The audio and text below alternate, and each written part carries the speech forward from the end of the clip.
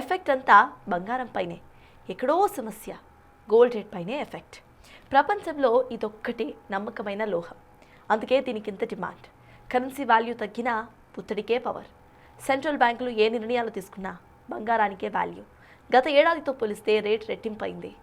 ఇంత తక్కువ టైంలో ఇంతలా రేటు పెరగడం చరిత్రలో ఇదే మొదటిసారి. మరి గోల్డ్ రేట్ అసలు తగ్గుతుందా?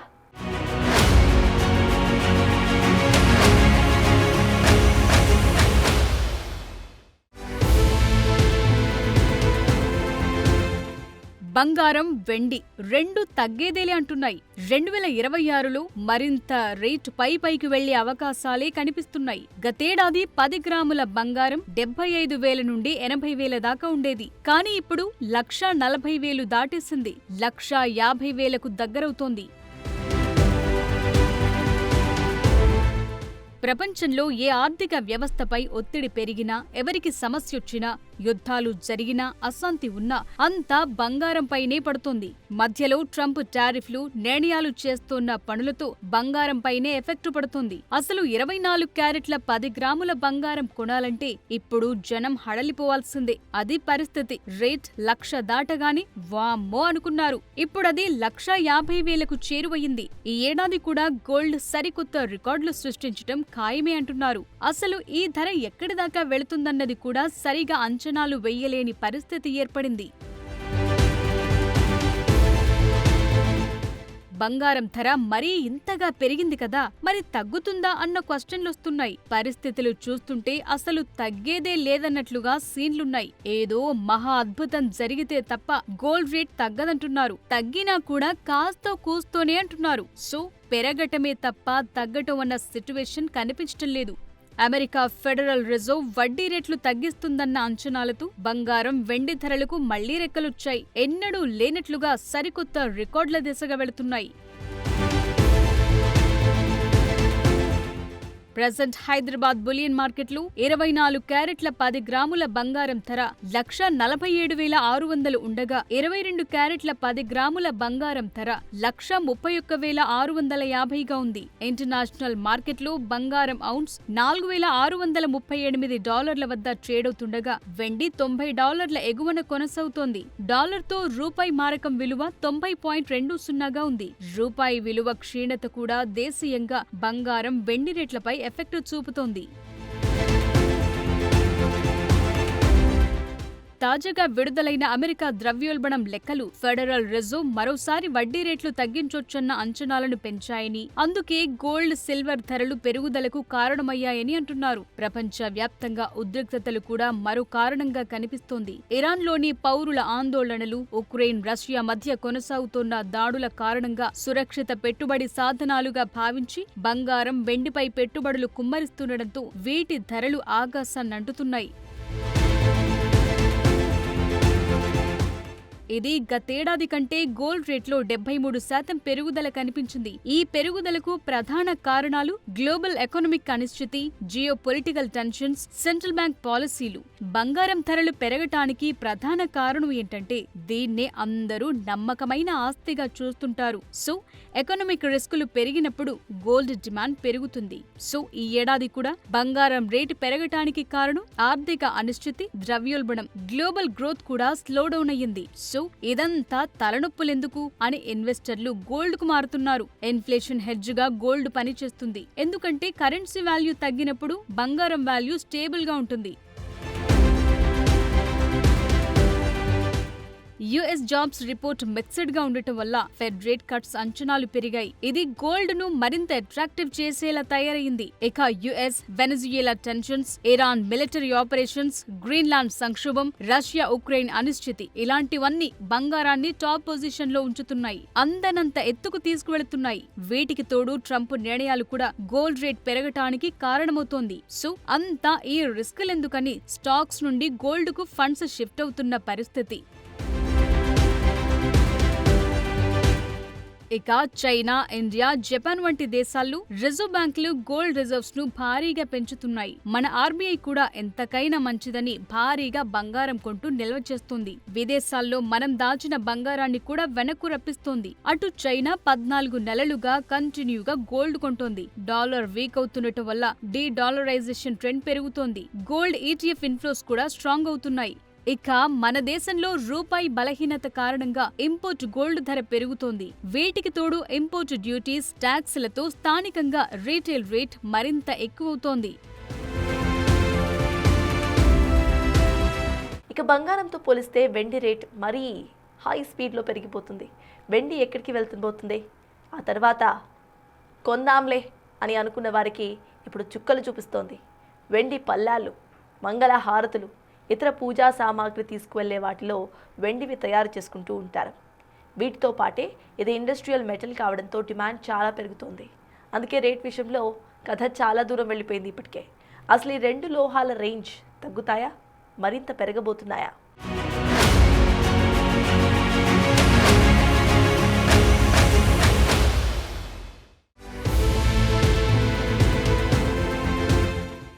బంగారం ప్రియులకు షాక్. మళ్లీ పెరిగిన గోల్డ్ రేట్, తులంపై భారీగా పెరిగిన ధర, ఇలాంటి న్యూస్ రోజు వినిపిస్తున్నాయి. ఇకపై కూడా వినిపించబోతున్నాయి. ఎందుకంటే రేట్లు పెరగటమే కానీ తగ్గే సీన్లు ఎక్కడా కనిపించట్లేదు మరి. ఇక జియో పొలిటికల్ రిస్కులు పెరిగితే బంగారం ధరలు మరో 20% పెరిగే ఛాన్స్ ఉందంటున్నారు. ట్రంప్ పాలసీలు సక్సెస్ అయితే, అంటే ఆశించిన గ్రోత్, డాలర్ స్ట్రాంగ్ అయితే ధరలు 5 నుంచి 20% తగ్గొచ్చంటున్నారు. అయితే ఇది అనుకున్నంత ఈజీ కాదు. సో ధరలు పెరగటం వెనుక గ్లోబల్ రిస్కులున్నాయి. పాలసీ షిఫ్ట్స్ ప్రధానంగా కనిపిస్తున్నాయి. ఇండియాలో ఇది ఇన్వెస్ట్మెంట్ కు మంచి అవకాశం. కానీ కొనేందుకే డబ్బులు చాలా పెట్టాల్సి ఉంటుంది. ఒక దశలో 80,000కు తులమొచ్చిన బంగారం ఇప్పుడు రెట్టింపుకు దగ్గరలో ఉంది.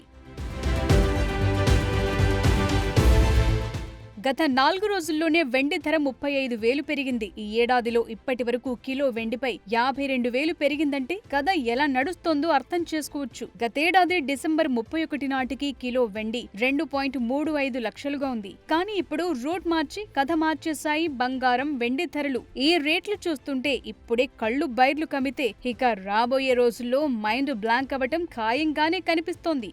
మార్కెట్లో ఏ ఇన్వెస్ట్మెంట్ కైనా కాంపౌండ్ గ్రోత్ రేట్ అనేది యావరేజ్ గా పెరుగుతూ వస్తుంది. ఇది రకరకాల పరిస్థితులపై ఆధారపడి ఉంటుంది. కానీ ఇప్పుడు గ్లోబల్ వైడ్ గా సిచ్యువేషన్స్ బాగాలేవు. సో మరింత పెరిగే ఛాన్సెస్ ఖాయంగానే కనిపిస్తోంది.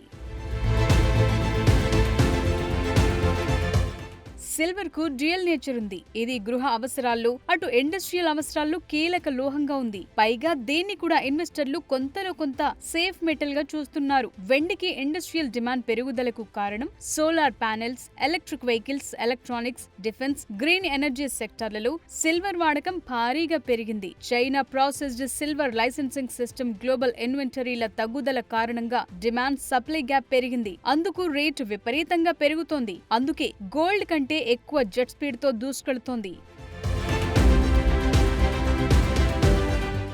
ఇలా బంగారం, వెండి ధరలు విపరీతంగా పెరుగుతున్న టైంలో చాలా మందికి వచ్చే కామన్ డౌట్ ఏంటంటే అసలు ఈ రేట్లు తగ్గుతాయా, పెరుగుతాయా, ఎప్పుడు కొనాలి అన్నది. అయితే పెళ్లిళ్లు, ఇతర శుభకార్యాలు, అవసరాల కోసం గోల్డ్ కొనటం తప్పనిసరి అవసరం. అందుకే రేటు ఎంతున్నా తులం కొనే దగ్గర అరతులమైనా కొనాల్సిన పరిస్థితి ఉంటుంది. సో కొనేది తప్పనప్పుడు వచ్చే నెల తగ్గుతుందేమో అని చూసి కొనటం చేస్తుంటారు. అయితే వరుసగా ట్రెండ్ చూస్తుంటే ఎక్కడా తగ్గటం లేదు. మరికొందరైతే మరో కొత్త లెక్కలు వేస్తున్నారు. ఇప్పటి ట్రెండ్ ప్రకారం యావరేజ్ కాంపౌండ్ ఇంట్రెస్ట్ గ్రోత్ ఎలా ఉండబోతోందో లెక్కలు కడుతున్నారు. 2050 నాటికి తులం బంగారం రేట్ ఎంతవుతుందో అంచనాలు కడుతున్నారు. గత 30 ఏళ్ల డేటా ప్రకారం భారత్లో గోల్డ్ రేట్లు సంవత్సరానికి సగటున 10.83% కాంపౌండ్ యాన్యువల్ గ్రోత్ రేట్తో పెరిగాయి. గత 20 సంవత్సరాల్లో ఇది 14.35% చేరింది. గత 15 సంవత్సరాల్లో 12% సగటు రాబడి వచ్చింది. ఇండియాలో రూపాయి మారకపు విలువ పడిపోతుండటం వల్ల బంగారంపై ఎక్కువ రాబడి వస్తోంది. 2030 నాటికి బంగారం ధర ఔన్స్కు $5,000 నుంచి $10,000 వరకు చేరుతుందని నిపుణులు అంచనా వేస్తున్నారు. మన దగ్గర రూపాయి విలువ, ఇంపోర్టు డ్యూటీల కారణంగా ధరలు మరింత ఎక్కువగా ఉంటాయి. సో గత ట్రెండ్ల ఆధారంగా అంచనా వేస్తే సంవత్సరానికి 10% కాంపౌండ్ ఇంట్రెస్ట్ గ్రోత్ రేట్తో 2050 నాటికి 24 క్యారెట్ల బంగారం 10 గ్రాముల ధర సుమారు 14 లక్షల నుంచి 15 లక్షల వరకు ఉండొచ్చన్న లెక్కలేస్తున్నారు. సో అదే 12% CAGR అంచనా అయితే ఇది 21 లక్షల నుంచి 22 లక్షల దాకా ఉండొచ్చు. సో ఇవి కేవలం అంచనాలు మాత్రమే. అప్పటి ఆర్థిక పరిస్థితులు, సెంట్రల్ బ్యాంకులు తీసుకునే నిర్ణయాలు, భౌగోళిక వాతావరణ పరిస్థితులు ఇవన్నిటిపై ఆధారపడి వాస్తవ ధరలు మారొచ్చు, లేదంటే స్థిరంగా కొనసాగొచ్చు. సో ప్రజెంట్ సిట్యుయేషన్ కొస్తే 2026 సగం గడిచేసరికి బంగారం ధరలు మరో 6% పెరిగే అవకాశం ఉందని గోల్డ్మన్ సాక్స్ అంచనా వేసింది.